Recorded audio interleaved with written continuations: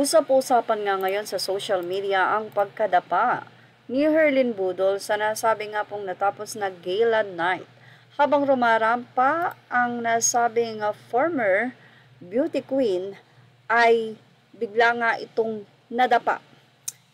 Wala na nga pong sumunod pang video sa ibinahagi na video clip na ito. Sa nasabing video, makikita ang pagrampa ni Herlyn Budol habang ang ilan ay busy sa pagkain, pakikipagkwentuhan. Seryoso namang rumarampa itong si Herlyn hanggang sa tila naapakan nga nito ang dulo ng kanyang gown at doon na nga lumagapak. Ang naturang nagsabing nagbi-video ay napatili na lamang ng mamataan na tila na out of balance na nga ang comedian actress. Sa nasabi nga pong komento ng mga netizen mula sa naging post ng Facebook page ng balita.ph, anila, paano naman kung baka daw for content man naman ito, hakot views na naman, kaya kahit na magpakadapa gagawin. Sinong isa, same thought. Nakabuti na lang at komedyante ka Herlyn, say naman ng isa. Bawas pahiya kahit papaano. Ano dapat ang gawin? At ganyan ang damit kasi. Hirap na hirap ang paglakad. Ang tendency, pag naapakan, talagang madadapa. Si naman ang isa kasi bakit ganyan ang suot? Nahihirapan ang maglakad. Dahil doon sa suot niya, nasa baba niya, nahila ng paa niya, ayan tuloy, nadapa.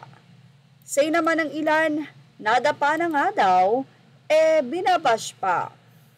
At walang kainan, sigurong naganap dahil nga medyo naging center of attraction itong si Herlyn Budol.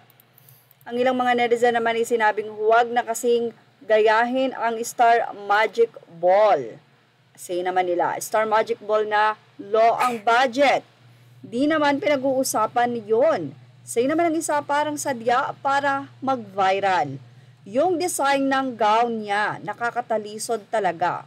Walang space sa paglakad kahit sino madadapa dyan sa design ng gown.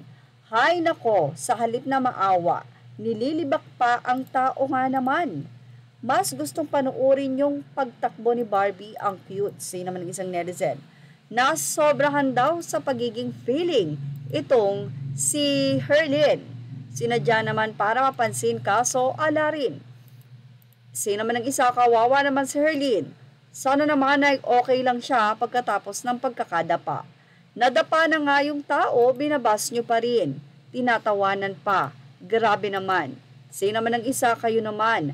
Nadulas na nga yung tao, bas nyo pa kahit sa stage ng Miss Universe. Marami rin daw talaga ang nag-i-slide dahil madulas yung nirarampahan. Tapos ang tataas pa ng takong. Malamang ganito yung nangyari kay Herlyn, mataas ang takong niya. At mukhang hindi naman maskip yung nasabi nga pong laylayan ng kanyang gown.